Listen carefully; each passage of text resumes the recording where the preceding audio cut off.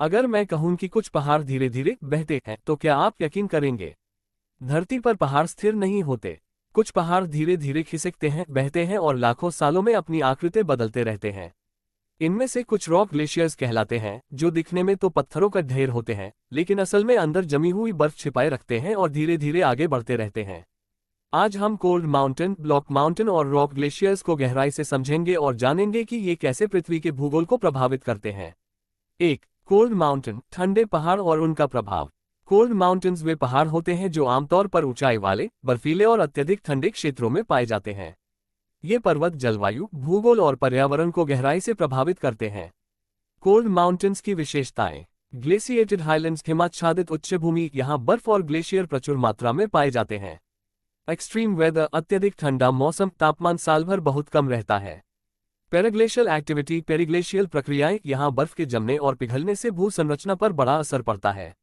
Rock glaciers और block fields का निर्माण। इन पहाड़ों पर समय के साथ रॉक ग्लेशियर्स बनते हैं जो धरती के परिदृश्य को बदलते हैं। कोल्ड माउंटेन्स का असर सिर्फ भूगोल तक सीमित नहीं है, ये पर्वत पारिस्थितिकी और मानव जीवन को भी प्रभावित करते हैं। कोल्ड माउंटेन्स कैसे बनते हैं? कोल्ड माउंटेन्स बनने की प्रक्रिया बहुत धीमी होती है। ये या तो टेक्टोनिक प्लेटों के टकराने से ऊपर उठते हैं या फिर ज्वालामुखीय गतिविधियों से बनते हैं। कोल्ड माउंटेन्स के कुछ प्रमुख उदाहरण। Himalaya, Himalayas Bharat, Nepal, Bhutan. Alps, Alps Europe. Rocky mountains उत्तरी अमेरिका। एंडीज, एंडीज दक्षिण अमेरिका। कोल्ड माउंटेन्स जलवायु परिवर्तन से सीधे प्रभावित होते हैं। ग्लोबल वार्मिंग के कारण यहाँ के ग्लेशियर पिघल रहे हैं, जिससे भविष्य में जल संकट की समस्या बढ़ सकती है। 2. ब्लॉक माउंटेन, पृथ्वी की दरारों से बने पहाड़। ब्लॉक माउंटेन्स वे पहाड़ होते हैं जो धरती की टेक्टोनिक प्लेटों के खिसकने और दरारें बनने से बनते हैं। ब्लॉक माउंटेन्स कैसे बनते हैं? जब पृथ्वी की सतह पर भूस्खलन, फॉल्टिंग होता है तो कुछ जमीन ऊपर उठ जाती है और कुछ नीचे धंस जाती है। इस प्रक्रिया से बनने वाले पहाड़ों को ब्लॉक माउंटेन्स कहते हैं। ब्लॉक माउंटेन्स के निर्माण की प्रक्रियाएं। नॉर्मल फॉल्टिंग, जब धरती का एक हिस्सा नीचे धंसता है और दूसरा ऊपर उठता है। रिवर्स फॉल्टिंग, जब जमीन का एक भाग ऊपर की ओर दबता है और दूसरा नीचे। होस्ट और ग्राबन, होस्ट वह ऊंचा हिस्सा होता है जो ऊपर उठा होता है और ग्राबन वह हिस्सा होता है जो नीचे धंसा होता है। ब्लॉक माउंटेन्स के उदाहरण। सतपुड़ा और विंध्य पर्वत Bharat. Sierra Nevada America. Vosges और black forest Europe. Block mountains के दूसरी तरफ रिफ्ट वैलीज भी बनती हैं, जैसे कि अफ्रीका की great rift valley. 3. Rock glaciers, जब पहाड़ खुद बहने लगते हैं।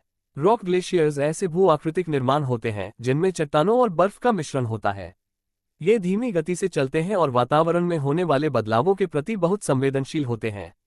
ये अक्सर उन इलाकों में बनते हैं जहां पुराने ग्लेशियर पिघल चुके हैं, लेकिन उनकी बर्फ चट्टानों के नीचे दबकर जमी रह जाती है। रॉक ग्लेशियर्स के दो मुख्य प्रकार। टंग शेप्ड रॉक ग्लेशियर्स, जीभ जैसी आकृति वाले ग्लेशियर। ये लंबी और आगे की ओर मुड़ी हुई आकृति में होते हैं। इनमें दो प्रकार होते हैं। आइस कॉड रॉक ग्लेशियर, इनके अंदर बर्फ का मुख्य भाग को आइस होता है जो चट्टानों के नीचे छिपा होता है। आइस सीमेंटेड रॉक ग्लेशियर, इनमें बर्फ छोटे छोटे छिद्रों इंटरस्टिशियल आइस में फंसी होती है जिससे ये मजबूत होते हैं। लोबेट रॉक ग्लेशियर्स, गोल गोल पहाड़ी ग्लेशियर, ये घाटियों में गोलाकार आकृति में फैलते हैं। कोलोराडो फ्रंट रेंज में इनका अध्ययन किया गया, जहां ये ज्यादातर दक्षिण दिशा की ओर ढलान पर पाए गए। रॉक ग्लेशियर्स का महत्व क्यों है? ये बर्फ के विशाल भंडार होते हैं। जैसे जैसे ग्लेशियर पिघलते हैं, ये पहाड़ी क्षेत्रों में मीठे पानी की आपूर्ति बनाए रखते हैं, भूस्खलन को रोकते हैं। रॉक ग्लेशियर्स की संरचना स्थिरता बनाए रखने में मदद करती है, जिससे पहाड़ों में लैंडस्लाइड्स की संभावना कम होती है। जलवायु परिवर्तन को समझने में मदद करते हैं। इनकी गति और संरचना का अध्ययन करके वैज्ञानिक क्लाइमेट चेंज के प्रभावों को माप सकते हैं। 4. ब्लॉक फील्ड्स और ब्लॉक स्ट्रीम्स, बर्फ और चट्टानों की धारा। रॉक ग्लेशियर्स के अलावा कुछ और भू आकृतियां भी हैं जो ठंडे इलाकों में बनती हैं। स्मॉल डायमंड ब्लॉक फील्ड्स, चट्टानों के मैदान। ये ऊंचे पहाड़ी क्षेत्रों में पत्थरों के बड़े बड़े ढेर होते हैं। ये ज्यादातर उन्हीं जगहों पर बनते हैं जहां पर्माफ्रॉस्ट, हमेशा जमी रहने वाली जमीन पाई जाती है। स्मॉल डायमंड ब्लॉक स्ट्रीम्स, चट्टानों की धारा। ये चट्टानों की ढलानों से नीचे घाटियों की ओर बहती हैं। इनकी विशेषता ये होती है कि इनके बीच का स्थान खाली नहीं होता, बल्कि ये इंटरलॉक्ड होते हैं। निष्कर्ष, धरती का भविष्य क्या है? कोल्ड माउंटेन्स, ब्लॉक माउंटेन्स और रॉक ग्लेशियर्स ये बताते हैं कि धरती लगातार बदल रही है। जलवायु परिवर्तन के कारण रॉक ग्लेशियर्स की गति तेज हो सकती है, जिससे हिमालय और आल्प्स जैसे क्षेत्रों में भूस्खलन और पानी की कमी हो सकती है। क्या आपको लगता है कि क्लाइमेट चेंज से रॉक ग्लेशियर्स की गति बढ़ रही है? कमेंट में अपनी राय दीजिए। अगर आपको यह वीडियो पसंद आया तो लाइक, शेयर और सब्सक्राइब करना न भूलें। मिलते हैं अगले रोमांचक वीडियो में।